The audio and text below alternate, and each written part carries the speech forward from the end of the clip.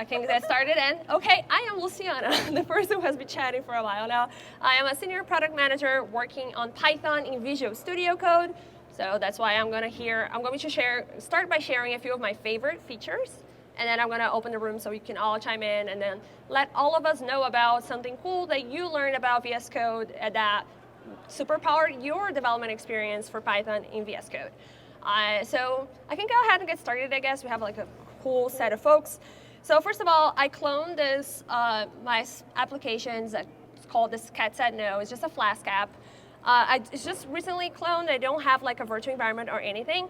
So I'm going to start by showing how you can quickly get this set up in VS Code if you have the Python extension. So again, I'm the PM for Python extension. This is for Python in VS Code. This is one of our main extensions, the Python one. And yeah, I have it installed here. So once I do that, I can go ahead on my app. I have a requirements file that has some packages. And if you see here, I have this new create environment button that I can click. It will ask me what kind of environment I want to create. I can create a con environment or a virtual environment. And then I have a couple of Python environments on my machine. I'm going to put 3.11. The Python extension tries to detect your requirements. So if you have requirements-dev or any kind of variation from that, we'll try to show that for you as well. You can go ahead and select it, and it will create the virtual environment to start my environment for me to set up my application, which is cool. The one thing I'll say here, I'm using, this is another kind of tip and one of my favorite things about VS Code. If you notice, it's a green VS Code. Does anyone know why this is green? Anyone? Cool, I'm using, sorry, what? Exactly, awesome, VS Code Insiders. So for those who don't know, VS Code is usually this blue thing here on the bottom, but VS Code also has the VS Code Insiders, which is a nightly build of VS Code. So you have early bug fixes, early features, it's shipped on a daily basis. The VS Code team develops VS Code inside VS Code Insiders. So it's a pretty stable tool because we're always dogfooding it. But of course, early bug fixes, early features, also early bugs. But then you can just file them and it will hopefully get addressed soon and then it will be available on the Insiders as well. You also get a shout out in the updates. You also, that's true. I'll say that for VS Code, if you end up contributing to it, if you find like a bug that you're like, oh, I know how to fix it because it's an open source project, you will get like a shout out on the fixes that you make or features that you enable there as well. Cool, awesome. So now that I shared my two, I guess, favorite things about VS Code Insiders, and how to quickly get started setting up the project, do I have any volunteers to share one of the cool tip that they have or something that they like about VS Code that really helps with their Python development? And again, if you contribute, you're going to get one more ticket for the raffle. Awesome, we have a volunteer, great. Sorry, which extension? REST client. Awesome, the REST client extension. When you're doing the API, you can do HTTP requests in a file. You call it like request.http, and then you just find the path, and that creates a little send request, so you don't have to go to that. Oh, that's awesome. So it kind of like simulates the request for like, if you're doing like web application or anything. That's awesome. This is the extension? I think so, yeah. Awesome. Maybe we can start. I don't know. Let's see. How many people use REST client? Oh, How many cool. people use a tool like REST client? I use Thunder client, so it's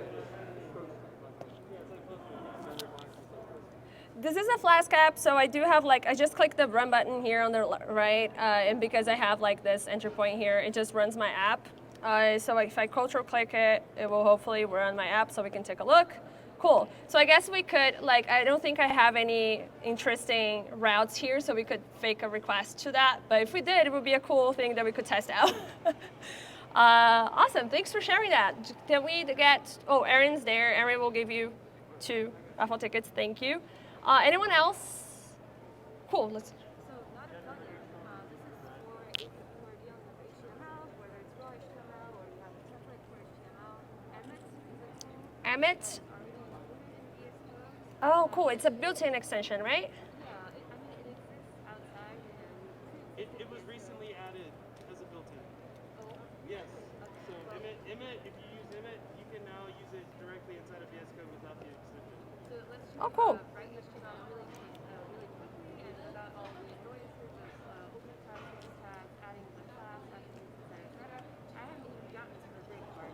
Is sometimes you forgot to, I don't know, you want this text to be inside a button. You forgot to add the button, and maybe there's two classes you always add the button, and that's just going to be super annoying to add. You can select that text, and then in the command prompt, Emmet surround with abbreviation, and then you just type the button, the Emmet representation of the button with class, and VS Code will just do everything for you. Oh, that's awesome. So is this the extension or is it a different one? It's not, you don't need it extended, it's already built. It's already been, oh yeah, so just to explain, VS Code comes like bare bones, but if you do this at built-in, it actually has a lot of built-in extensions for VS Code. So these are like, I guess like when you download VS Code, you don't have to do any extra downloads, but they're kind of like the built-in extensions that I mean. So we have like the Git integration, it's here, the GitHub, we have kind of like a lot of them, like JavaScript, TypeScript language features. So I think like the built-in Emmet support comes from this built-in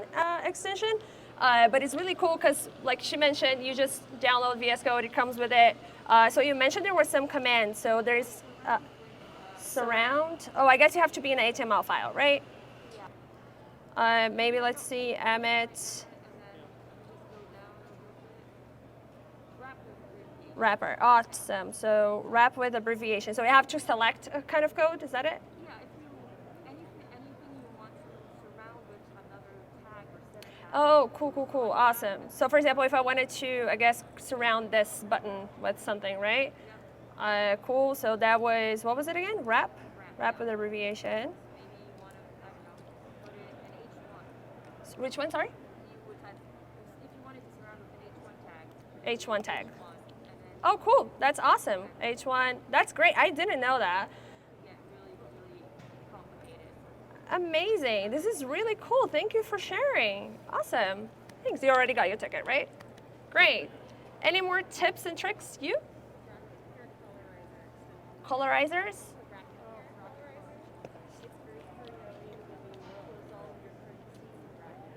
Oh, awesome. So it's a, is it rainbow? It's hard to hear, sorry.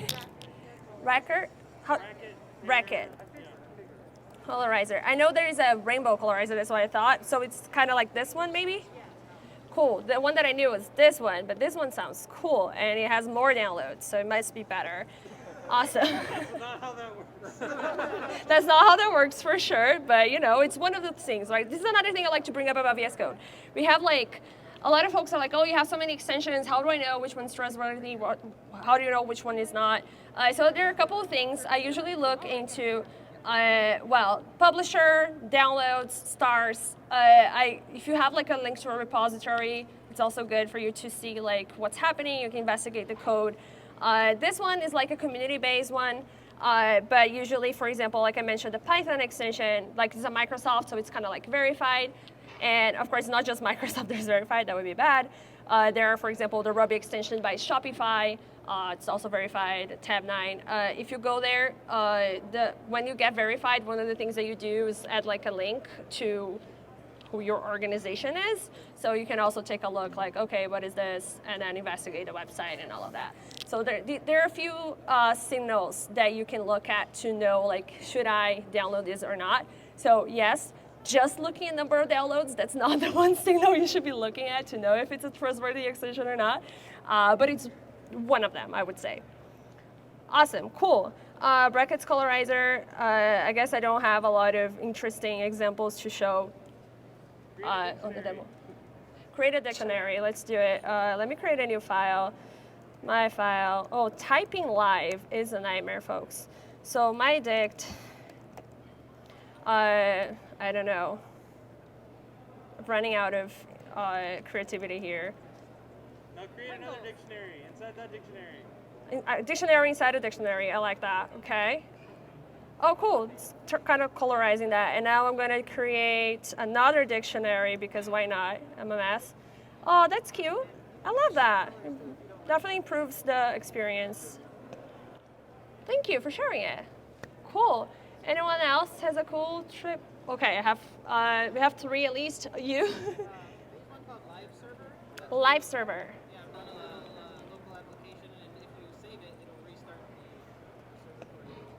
So you have here, launch a development local server with a live reload feature for send. Oh, cool! It kind of enables live reloading for apps. That's really cool.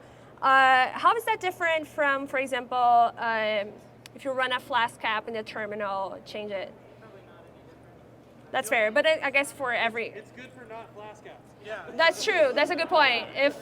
That's a very good point. If you're not on Flask app. You don't know Flask. Yeah. That's true. Awesome. That's really cool. Thank you for sharing. I think you could do it with your HTML file, for example. Like you could demo. I could do that. Let's see. How would I use this one? So once you have it installed, you go to the HTML file. There'll be a live button in the bottom corner. There'll be a oh, it's activating now, right? Yeah, so the go live at the bottom right. Uh-huh. You can Go just live. click that. It's starting. Cool. Let's see that working live. Oh, nice. Look at that. And then if I change something like, I don't know, my title, extremely, well, I guess it's HTML, so it would. And if I save it, look at that. Not even, amazing. I love it. Thank you for sharing, and thank you for sharing as well. I guess it's another person. That was my example too, yeah. Who else knows this extension? Oh, cool. It's pretty popular. Thank you for teaching me that. Awesome. So you had your hand, you? I just was going to say, I use Control P 10 times an hour. Control Shift P or just P? Control P. Awesome, Control P. That's really cool. This is our quick, search for files. So here I could go to my HTML file more easily, quickly. This is a small repo, but yeah, whatever you want to filter for. Especially useful if you have a very large project. If you have a large project, it's super useful. Completely agree. You can also go to lines in your file from Yeah. the command palette. Exactly. Control Shift G. So if you do like colon and then you just type like the line number, you can go to that exact line with that. If you add if I have here, if I do Control P again and it's at, you have all the symbols for your file, so you can more easily access it. Again, more helpful if you have a large application, but it's super cool. Thank you. And from Control P, there's also the Command Shift P, which is the command palette, which I've been showing. This is another one, the hub of all features. Even when I was asking like live server, oh, how can I use it? There are always commands for extensions. So if you don't know how to use it, open the command palette. You're likely going to see what that is.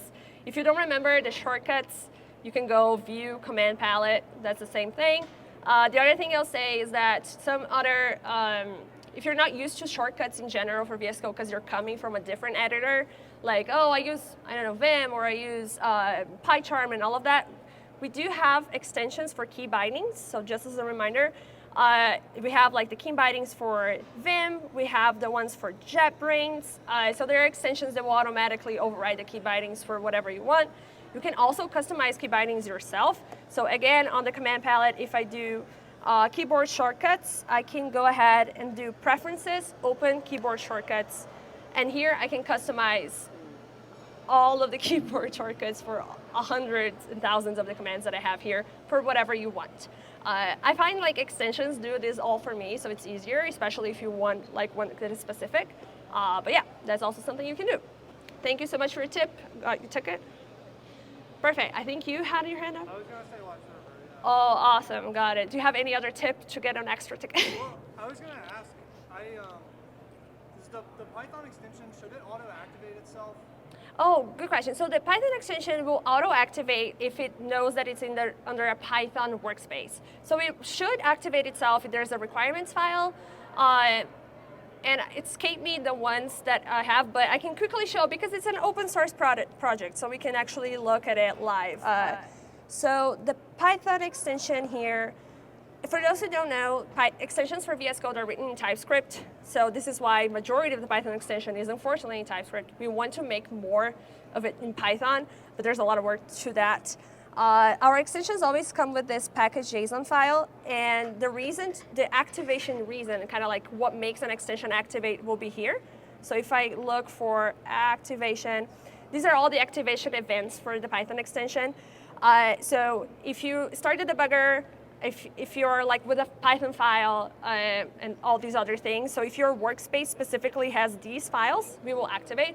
Otherwise, we won't, because if you are doing Java, we don't want the Python extension consuming the computer's resources if you're not going to use it. Okay, that makes sense. I just want to make sure it was still true, but yeah, I just created a PyProject.toml to have it auto-activate. Oh, gotcha. Like on development environments where I use Python predominantly, just so it's automatically activated. Oh, so that makes sense. Yeah, I feel like it's. I'm glad that you would like it to always activate. We hear from customers like, maybe I don't want to use Python if I'm doing like Java. So, but yeah. And again, it's an open source product. So if you want to make contributions or fix any open issues or bug fixes, you can submit a PR to it, and your team can take a look and you can make your contributions. Thank you. I hope did you get a ticket, an extra ticket? Great, perfect, amazing. Thank you. Quick time check. Are we on time? Yeah, we got 15 minutes. 15 minutes, amazing. A few more tips, does anyone? Awesome. So one of my favorite plugins to install is the Mermaid plugin. Mermaid plugin, let's take a look. Mermaid. Is it like That's it. Mermaid preview. this one? Oh, Matt Berner. Quick fun fact, he works on VS Code. He's an engineer in the VS Code team. Awesome, and then I'm supposed it offers support for Markdown. That's really cool. I have a README. How could I use that? It doesn't have a command. Create a Markdown document, go to the top, do the code, like open code ticks. So open what? Open like the 3 backticks Like a code block. for like a code block. Oh, okay, so in the file? Yeah. 3 backticks. Yep. Yep. Type Cool. in Mermaid next to it. Oh, I see. Okay, Mermaid. Yeah. Now go 1 line down. And what is it like TD?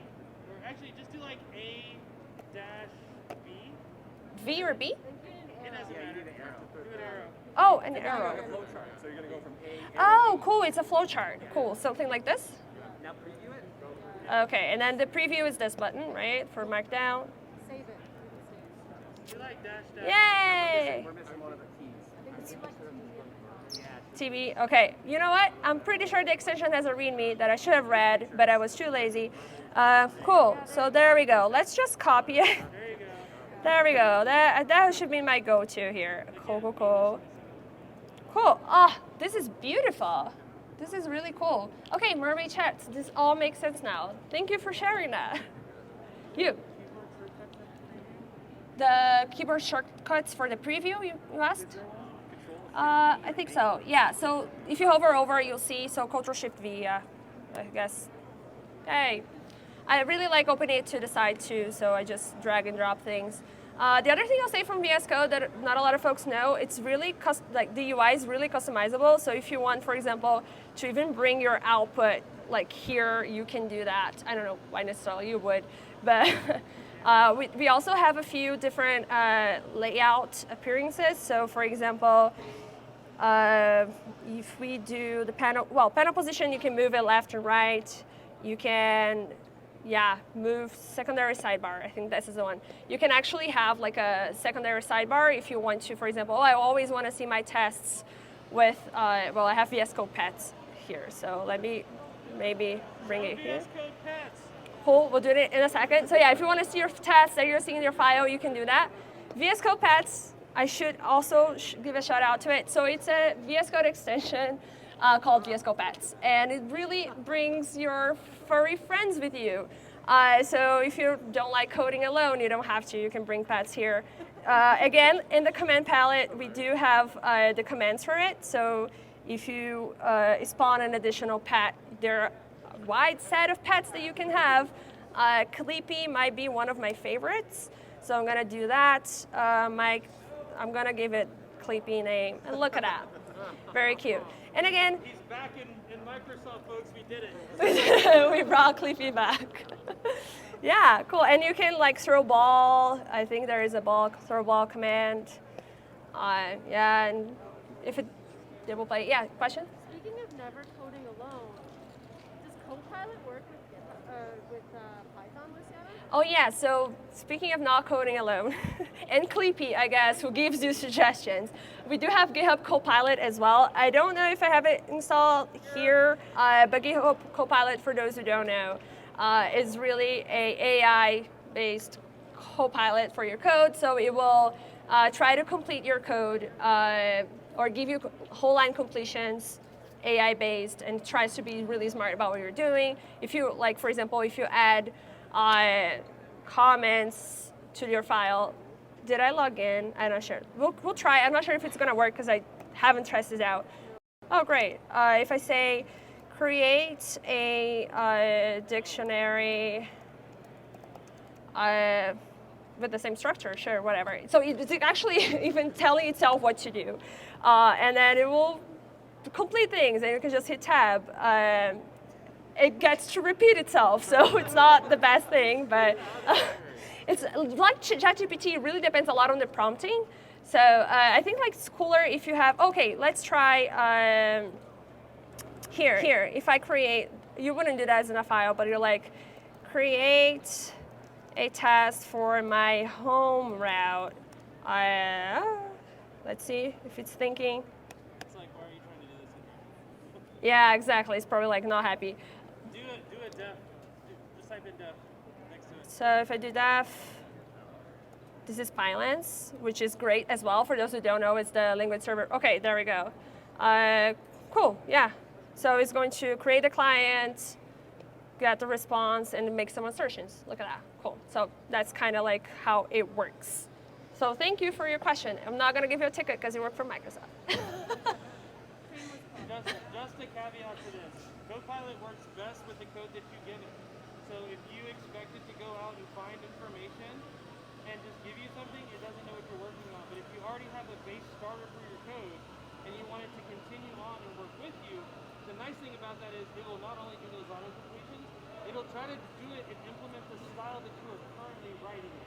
So perhaps if you're using something like Django and you're using Django class-based views, if you tell it to create a new route, it should do it in a class-based view and not in a functional-based view because you've already given it examples of how you want it written. And because I created it in the wrong file, I'm also going to show a feature to put it in the right file. So if I click here, I'm using Pylance, the language server for Python.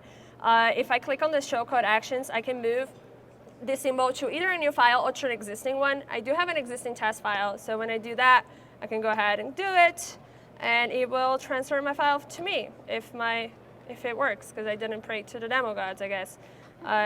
Maybe if I don't save it, try it again. Oops, oh, new file, sure, okay, you create a new file, whatever. But yeah, it created a new test file for me and it moved that, so that works. Cool. Any more? I think it will be the last one, or? Last one. Does anyone have one tip they want to share that they like about VS Code? Go ahead. Which one? You can Record your actions? Is it an extension or? Oh, using VIM Mode. That's more of a VIM trick. It's a VIM trick? I'll give you credit, but that's like a VIM trick. In VIM, you can record your actions as a cursor and then go back to them to replay those actions. Oh, cool. So it's a VIM feature, but it's, I guess if you use VIM. Is it in Emacs? I don't know. If not, then VIM wins the war, right? That's awesome, but thank you. I have a question for you. Yeah. What profile are you using? Profile. I guess this is another feature from VS Code that I can share. So he's asking which profile I'm using. I can show it in a little bit.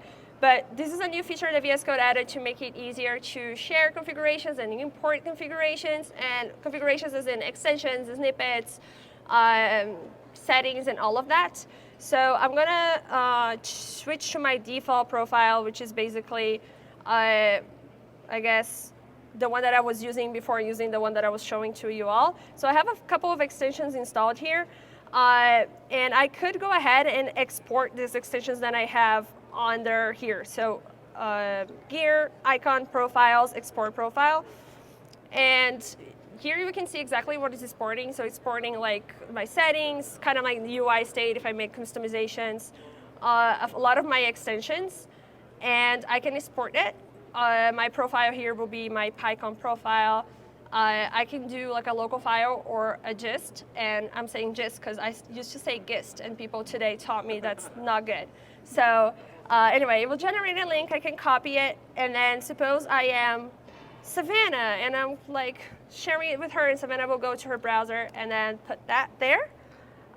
It will open the VS Code browser version, well, the browser version of VS Code, which is a lightweight version of VS Code. It's like vscode.dev. For those who don't know, github.com, if you hit dot, it will open github.dev, which is the same kind of thing. But anyway, it will open there so that so you can take a look into what are the things that this profile has. And for example, for any reason you're like, oh, I don't want to, well, Nicolas Cage icons. Okay, I'll show that too for those who may be intrigued. But if you not want that, you can just unselect it, and then you can create the profile, and then now you have that same set of extensions in your VS Code. So it's like an easier way for you to share your configuration with others. Sorry, I have so many things open. It's also easier, for example, if you find yourself doing a lot of different kind of like development. So I'm doing web applications, but I'm also doing just scripting. I'm also doing like C++ work. You can more easily switch around profiles with a different set of settings and extensions for that development, which is pretty cool. I did say I was going to show the Nicolas Cage one. Yeah, I wanted to ask about that. Yeah, so there are extensions for everything, literally everything, including one that makes every icon in VS Code become Nicolas Cage. So that is it, and that's why I really wanted you to not check that box when importing the profile. But yeah, let's just not use this anymore. But yeah, you could if you wanted to. Cool. Did I say I was going to show something that I didn't? No, I think Cool, I think I'm good then. But yeah. Is it quick to show how you would use Jupyter, Jupyter? yeah, for sure. I think, Jupyter open somewhere here. I have so many tabs open, sorry folks. But Jupyter Notebooks does, we do have support for Jupyter Notebooks in VS Code through the Jupyter extension. So you need to install the Jupyter extension. Until this is the last month that this is happening. When you're installing the Python extension, it comes with the Jupyter extension. Starting next month, because we heard a lot of feedback that people did not want this behavior, now when you install the Python extension, we don't install Jupyter. So when you open a notebook starting next month, you will have to install the Jupyter extension on its own. Basically, we have native support for notebooks here, so you can connect to a kernel. You can connect to remote Jupyter servers if you want, so you can just give it a link, well, not a profile link, but a link, and then you can connect to it, or you can select a Python environment in your machine. I think my VM has a kernel installed, so we can try to run this. I also have the data Wrangler here real quickly, which is this new extension that we launched a couple of months ago. I'm not going to show it because I guess I'm out of time, but if you are interested, come chat with me at the booth there, and I can show you how the data Wrangler works. It's a cool pre-processing tool that once you clean stuff up on the UI, it generates pandas code for you without processing. So You also get a pin. you also get a pin if you come chat with me. It's a GitHub pin. So, and tomorrow we're going to have VS Code pins. So if you're interested in those, come chat with me tomorrow. Cool. Sorry, what? Oh, if it's available already? It's available now. it's available. It's available now. It's available now. Yes, you can go ahead today on your machine on VS Code Insiders and the stable. I think they push the stable too. You look for Data Wrangler, and you can install it and use it. Yeah, it's available. It's free. Cool.